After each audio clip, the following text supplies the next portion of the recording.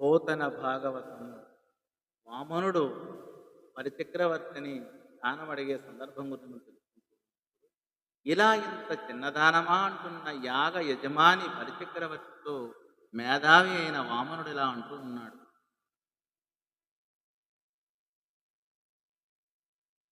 గొడుగు చన్నిదము కమండలు నాకు ముందియో దండము ఒడుగేనిక్కడ భూములెక్కడ కరుల్వామాక్కుల స్తంభులెక్కడ నిత్యోచిత కర్మమెక్కడ మదాకాంక్షామితం భైన మదాకాంక్షామితం భైన మూడటుకుల్ మేరయ త్రోవ కిచ్చుటది బ్రహ్మాండంబు నా పాలికిన్.